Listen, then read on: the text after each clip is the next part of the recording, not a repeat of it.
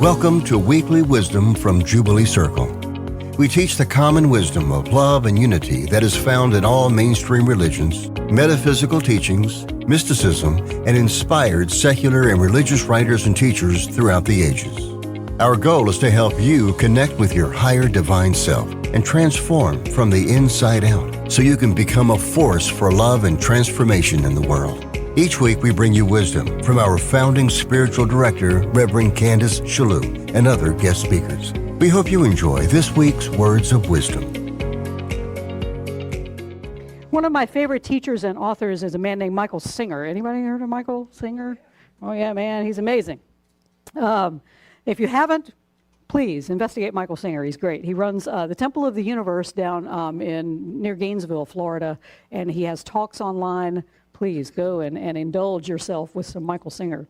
But he writes, no matter who we are, life is going to put us through the changes we need to go through.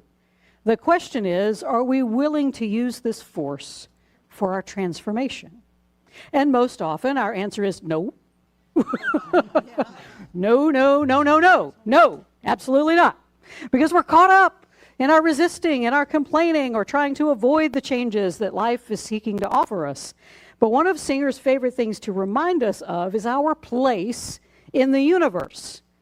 We are spinning on a planet in a galaxy that makes up a tiny part of a very vast, expanding universe, and we walk around and judge everything that passes by us. And we decide which one is a problem and which one isn't.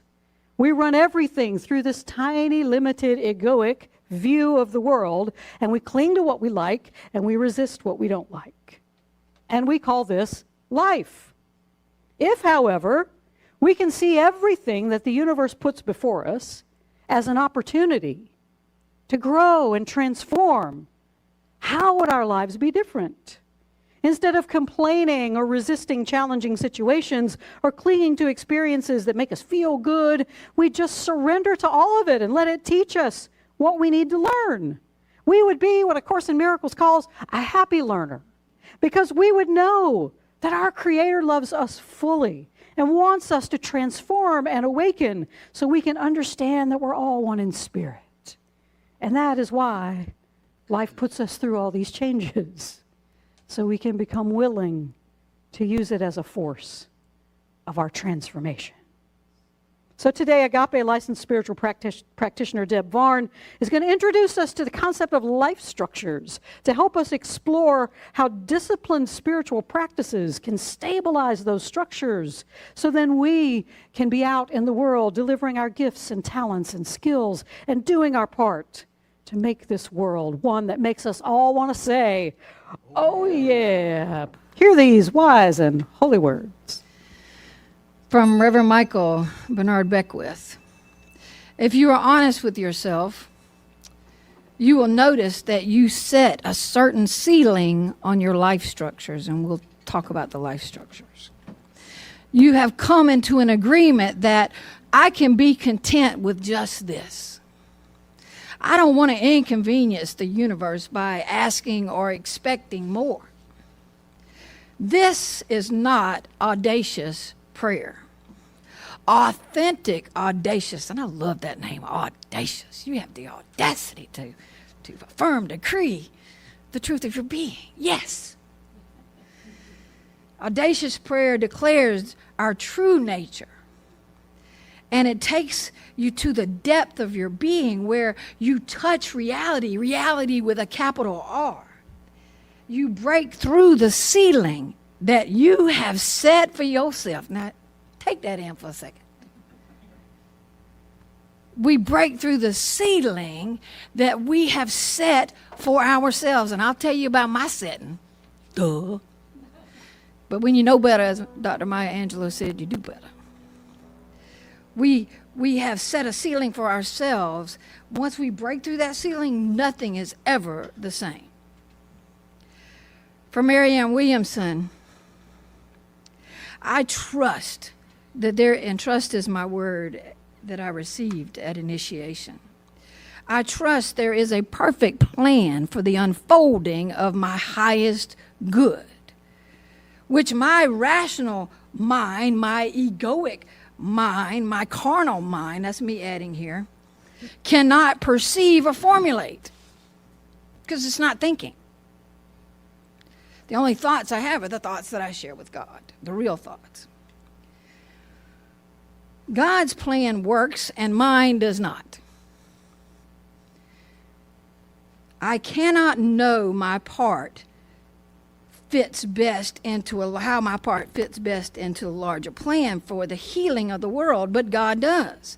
And my job today is to merely open my mind, open my consciousness, open my heart to that higher consciousness that can flow through me. I know I am not alone in a random universe, but rather I am held in the safety of the arms of God. I am held in the infinite presence that's everywhere. From Joel S. Goldsmith, and he speaks in reference to the 46th Psalm here. God is our refuge and our strength, and therefore we will not fear. It is up to us, not to God to us. It is up to us. We will not fear because God is our refuge. If we can gain an understanding of the nature of God, of the Messiah or the Christ, we shall find that earthly conditions dissolve and harmony can be brought into our experience, not only as individuals, but as a united world, because God is, and hear this, God is no respecter of persons, religions, or of races. God is one. And I underlined and bolded this in my notes. God is equally the Father of us all. When God is known and understood and contacted, that presence does change the course of our human experience. When it becomes our specialty, what we specialize in, when we practice and we get that experience, there's nothing God can't do through us. You know, I always begin today in the service with an evocation. And remember, we're not evoking a spirit outside of ourselves. The Spirit of the living God is closer than our breath, nearer than our hands and feet. And that is what we're consciously bringing our attention to and surrendering to. And so let's take a deep breath in together. And release everything that came before this moment. How grateful am I? Grateful just to be grateful. Grateful to find things to be grateful for. Grateful for another day on planet Earth. Grateful to be here with so many mighty companions gathered together, walking each other home. Grateful for all the teachers that have been on my path. Grateful for Jubilee Circle, Candace and Beth and the band and the board, everyone on tech. Grateful for each and every person in YouTube land. Grateful to be grateful. Grateful to be in service. Recognizing that it's all God. That's all there is God. Everywhere I look, God is. In the flower, in the field, in the people, in the bees, and the dragonflies and lizards, it's all God. Infinite intelligence and divine wisdom. That God is good and grace is giving of itself and never ever withholding, and it's right on time. That God is changeless, the same yesterday, today, and forever. And the divine order that turns embryos into babies and acorns into oak trees is the same divine order in the midst of everything. And I am one with this presence. This presence is closer than my breath.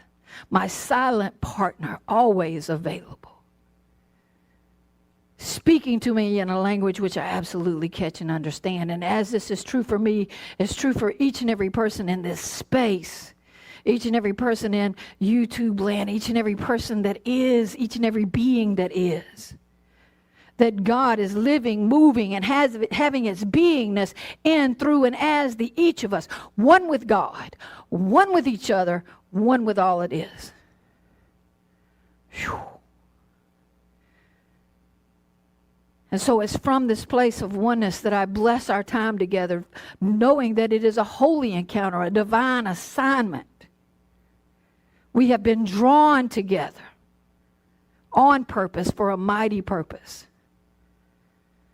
And so I bless myself and surrender myself as a vehicle for the divine, a channel for the divine to speak in, through, and as me. Speak, Father, your servant is listening. Help me to hear your voice above all else.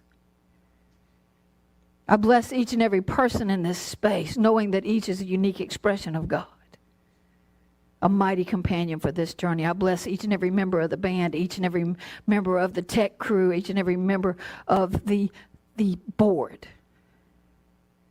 I bless the vision for this space, knowing that it's already fulfilled in the mind of the infinite. And I simply say, amen. Okay, I'm loud. Is that what you're saying? I'm just messing with you. So, life structures, man.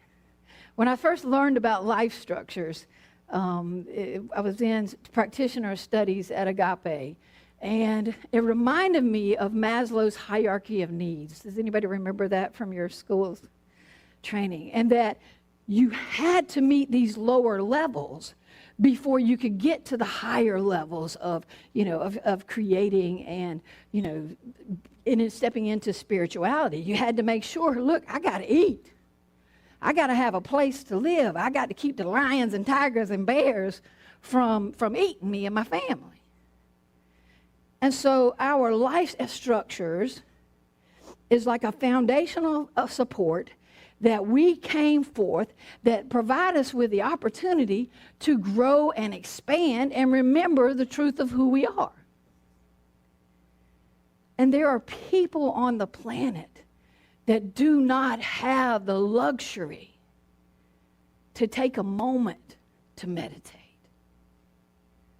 because they are still stuck in this fight or fright mode because of the environment that they find themselves in. So because we can, we must. Because as we rise in consciousness, we don't rise alone, because all minds are joined. We have no private thoughts. So that as we rise in consciousness, as we enter a state of peace, it brings peace everywhere. It's kind of like when you throw a rock into an ocean, or you throw a rock into a still lake and it ripples out. So as we stand in our spiritual practice, it's not just impacting us. That somebody on the other side of the planet is feeling a quickening in our spirit because of the work that we do, because of the love that we flow through us. Somebody else's life is getting better. And I was talking to Jen about this because, what about the people that don't have the teachers that you had? Well, when the student is ready, the teacher appears. And the good thing about us being eternal beings is it don't matter how long it takes. It kind of reminds me of A Course in Miracles, and I think A Course in Miracles is sarcastic because I don't know what. It says that the course is a required course, and the only difference is the time it takes you to finish it. So we can let go of not getting there in this lifetime, because I can't begin to know what another person's experience is or what they came here to learn and express. I can't do it. And I've been spending a lot of time thinking about my mother and about my baby sister. Because, earlier this month I had a cardiac episode where my heart was just beating like crazy, and it stayed that way for 13 hours. And I was talking with Gina Gibson, and it was 5 days away from Renata's transition. And she was 32 and died of a heart attack. And then my mother was 59 and died of a heart attack right before her 60th birthday. Guess what I'm turning in September? So it's really got me looking at my life structures, really revisiting my spiritual practice. Because the spiritual practices that are taught in New Age, New Thought, is meditation, is prayer, is being in community, is visioning, is being in service, is giving. And there's one I always skipped over, and that was introspection. And I do not like to journal. I mean, I walk, I walk and I'm thinking about it. I'm reflecting on my reflective questions. And even in practitioner studies, well, you need to journal about this. I don't know what I have against it, but I resist it, right? So guess what? What we resist is a sign that we need to surrender to that practice, because what's on the other side of resistance? Whew. Our life begins to grow and expand. So rather than looking at resistance as, oh no, hell no, I'm not going to do that, I was like, okay, what is here for me? Or when this cardiac episode happened, I'm thinking about my body temple, which is one of the life structures. And my resistance is I really love caffeine, a cigar every now and then, and an adult beverage. And so, and sugar, God bless me, I got like a sweet tooth the size of Texas. I'm like a little old lady, and I keep remembering, well, you are close to being an old lady. But how you got to have a little something sweet after you eat, right? And so I had resistance to changing that lifestyle, but God provided me someone in my life that is helping me make those changes and embrace those changes. Now, that's some negotiation on the caffeine. Because I was like, I talked to the cardiologist. I said, well, can I do half and half? He said, oh, that's what I do. I said, that's my sign from the Lord. Because I was already slipping in some espresso powder in my coffee. And then I felt bad about it. I had to fess up. So I was like, well, I just want you to know what I've been doing, but my heart rate stayed right here, so we good. So it's all here to teach us so that we can grow and expand. But the main thing that the life structures support is once we get those in balance, we are more able, response able, to show up as a beneficial presence on the planet. I said that weeks before this episode that I wanted to be able to flow more of spirit, to be able to catch it and flow, whether it's through healing modalities or speaking or singing or writing. I want to be able to hold energy. And I knew what I was asking for. But I didn't know how this was going to manifest.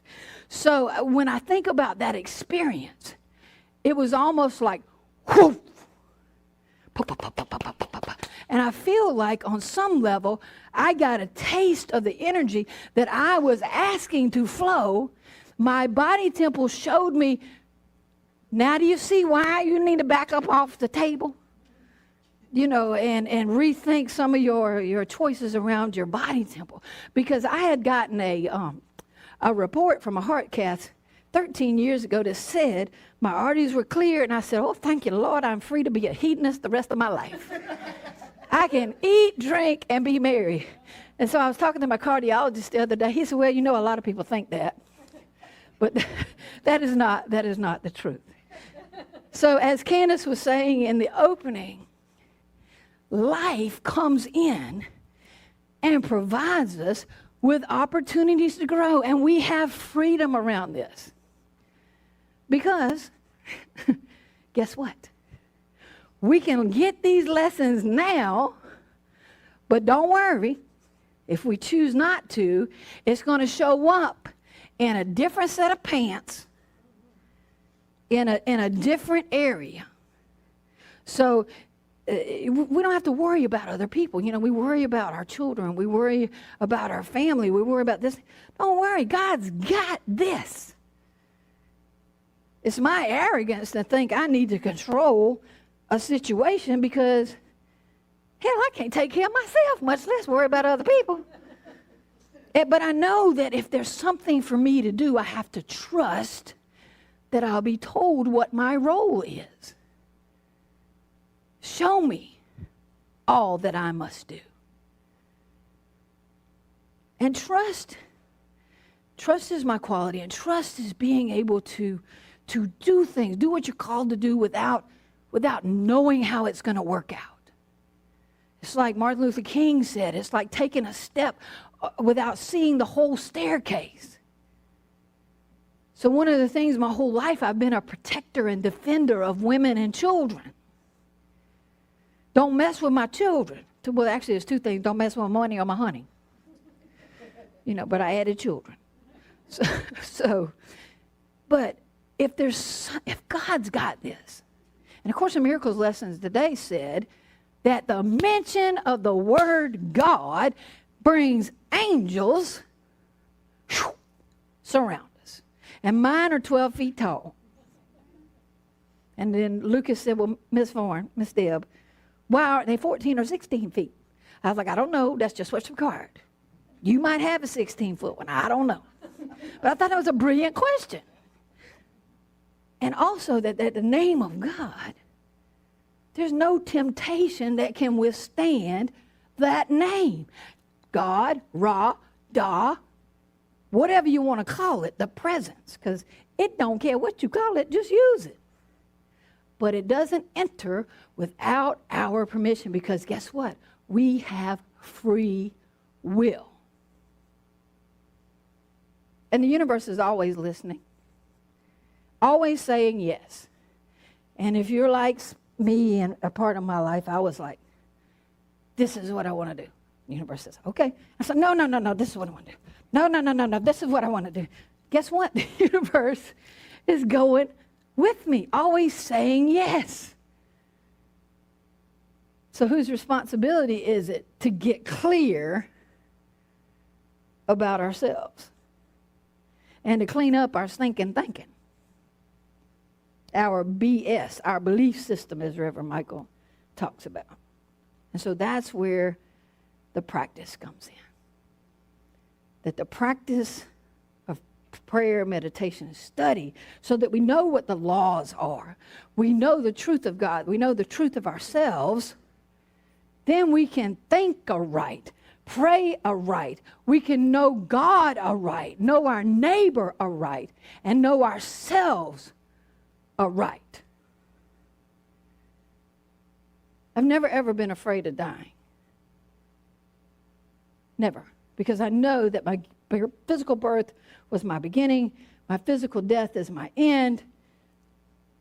It's a continuation. It's like taking off a really tight-fitting shoe. All right, what's next, boss? So that's never been.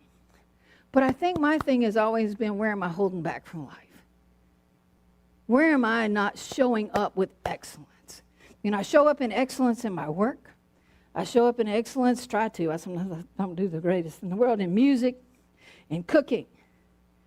But every life structure deserves our attention and our best. And, you know, we talked about the stages and states of consciousness. And what I invite you to do, I included the life structures within the bulletin today, is look at it, take time to look at each one. And whichever one pops out, guess what? That's yours to start with. They're all ours, but to start with. And then kind of look and ask, well, when I'm thinking about my body temple, am I a victim? Oh, I inherited heart disease or this, that, and the other from this parent. Or, you know, so-and-so had this cancer, so therefore that's why I have it. But statistically, 20% of our physical health is genetic. The other 80% is environmental and behavior.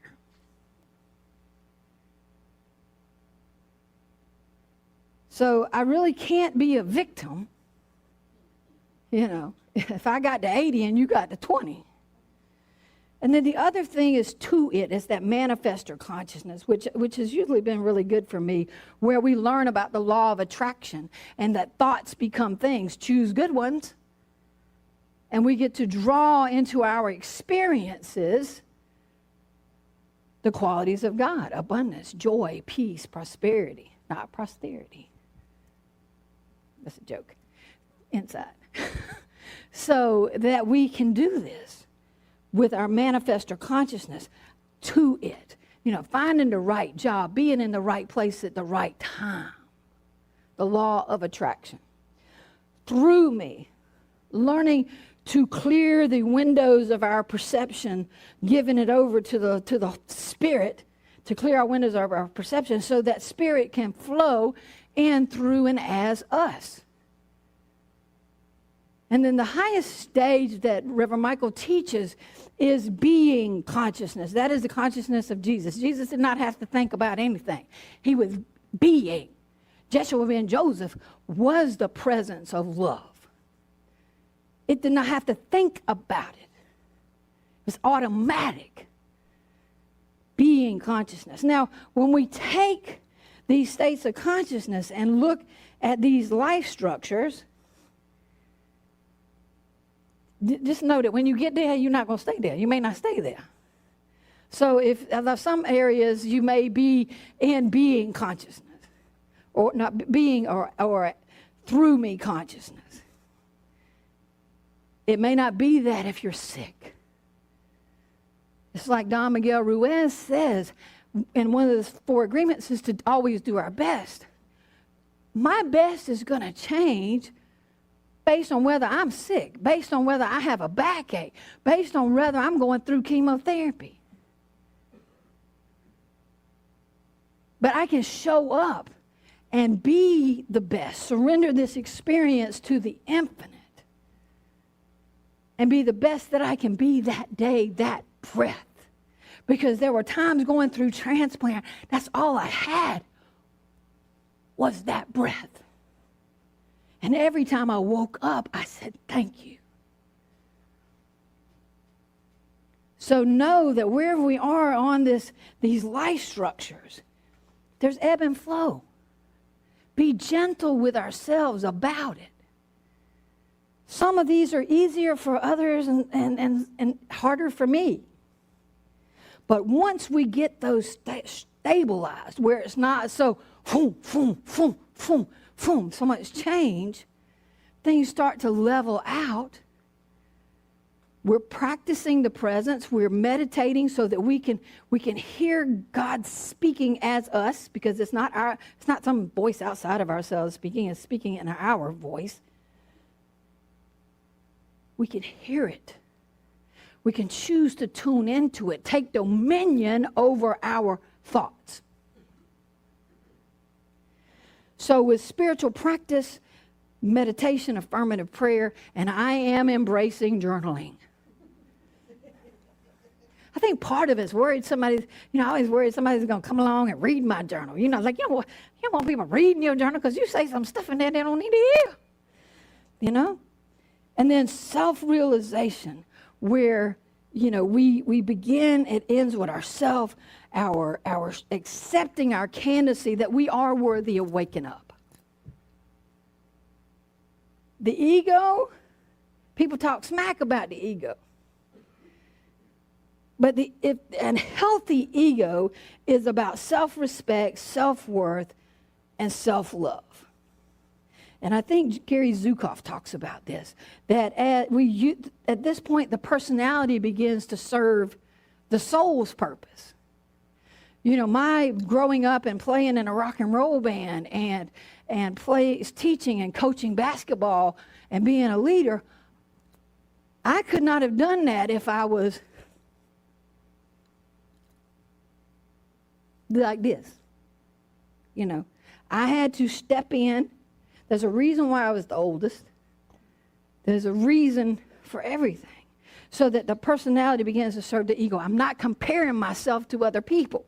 I'm not comparing myself to Reverend Michael. I'm not comparing myself to really powerful leaders. Yes, we can learn from them.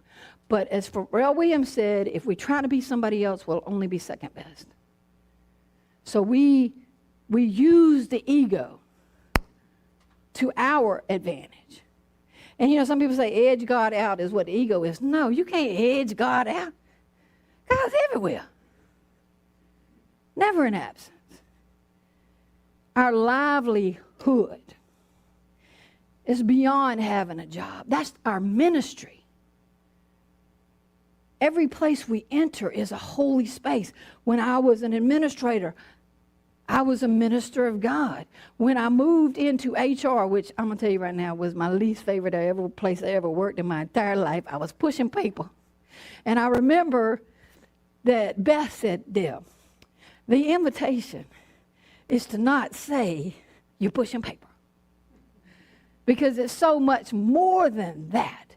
So I used that role to be a beneficial presence for the principals that I served.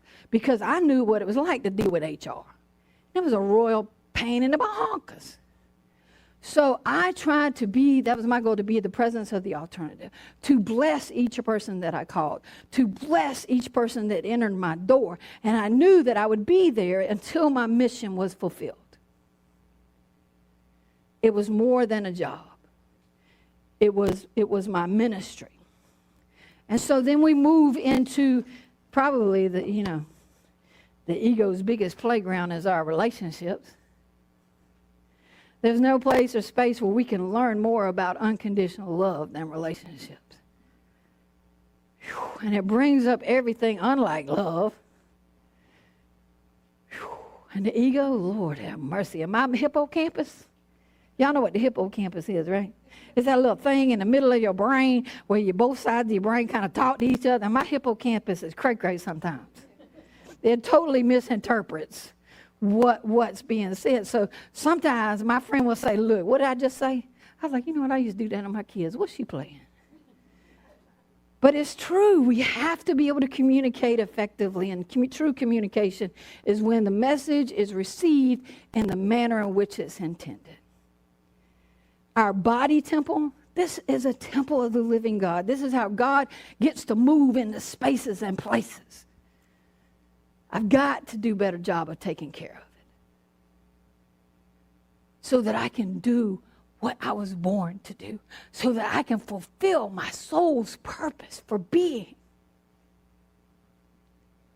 We can all look at that life structure and ask, what is best for this body temple? What is God's idea of this body temple? Financial. This structure acknowledges God as source. And I'm late in the baby boomers. Baby boomers are all like conserve and, you got a just in case file, and you got a little stash here, something, just in case. And you don't want to go too big because you don't want to outgrow your raising. And I was the first person in my family to graduate from high school and the first one on either side to go to college. And I felt like when I got my degree that I had arrived, that I'd already outdone my family lineage. And so when the opportunity came to go to graduate school and to step into getting a master's degree, I was like, oh. But Spirit, said, yes. So it forced me to push higher. But one of the things I've noticed recently when I'm reflecting, I need to put it in my journal. Thank you for the reminder. Is that I put limits on God in that department. Because I've always said I live below my means. I'm comfortable with where I live. And I do. I love my house. It's a place of healing. And in a way, I'm kind of limiting God because I want to be open and receptive to all that God would have me express. I would love to travel. I don't have my passport, but I'm ready to go and be a part of the global community to serve. And if I stay in this I'm comfortable consciousness, and that retirement is my source, or disability is my source, or this is my source, I'm putting limits on the infinite. And Candace was sharing with me just the magnificent things that are happening in their life because they are open and receptive to more good than they've ever imagined.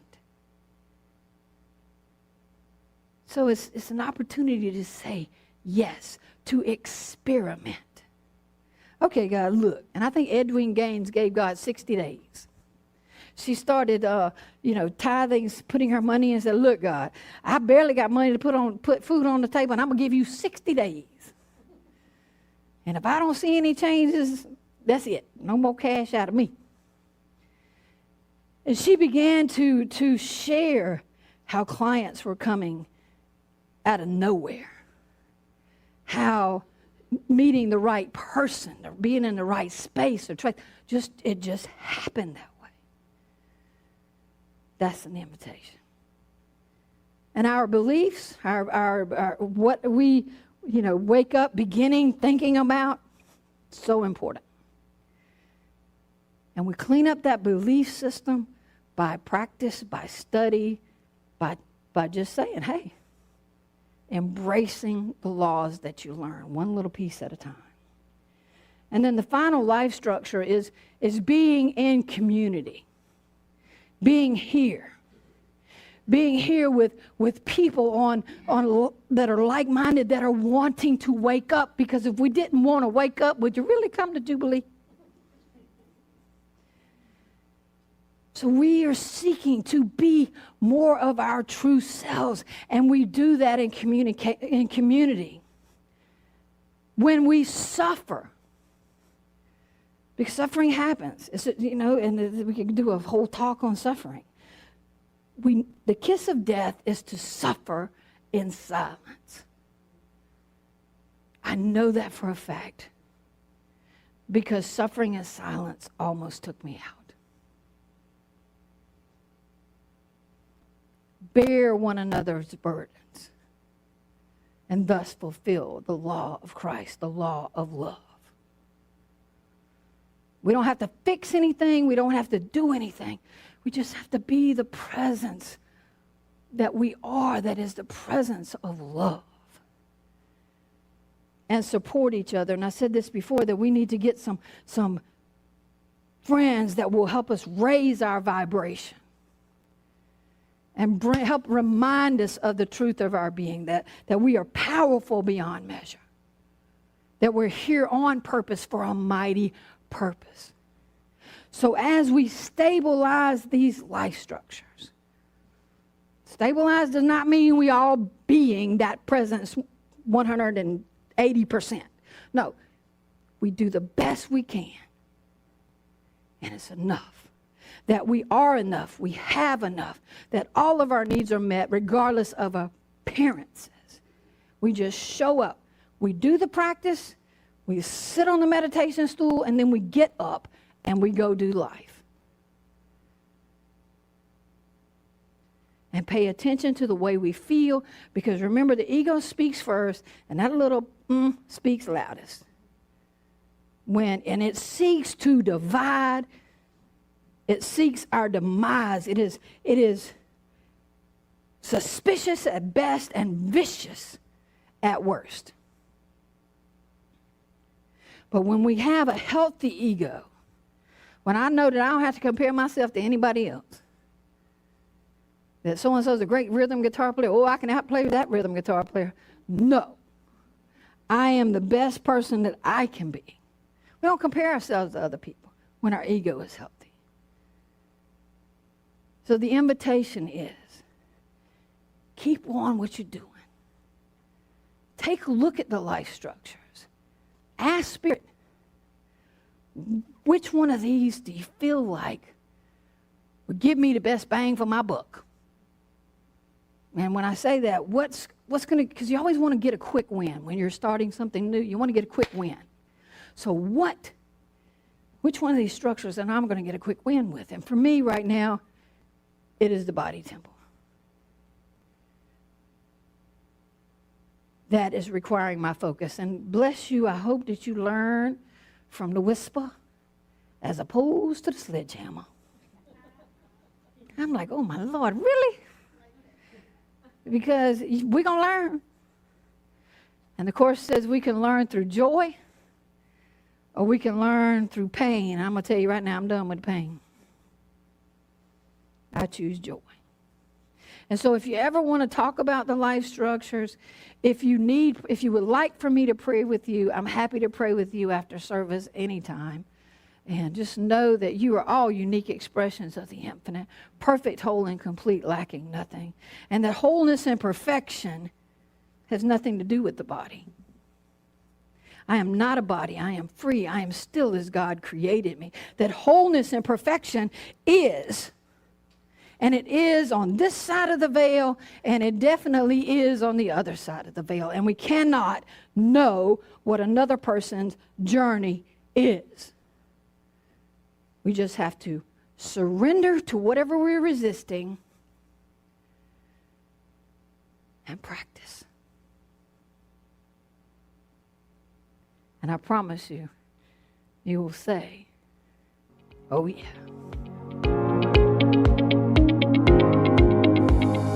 Thank you for joining us for Weekly Wisdom from Jubilee Circle. If you enjoyed the program, we hope that you'll support us by leaving a good review of this podcast wherever you download your shows. We also hope you'll support us in other ways, either by becoming a subscriber to our YouTube channel and our weekly newsletter, or by supporting us financially. You can find out how to do all of that by visiting our website at jubileecircle.com. Many thanks to Audio Coffee from Pixabay for supplying our podcast music. Join us again next week, and until then, take the words of Meister Eckhart with you. If the only prayer you ever say is thank you, that will be enough.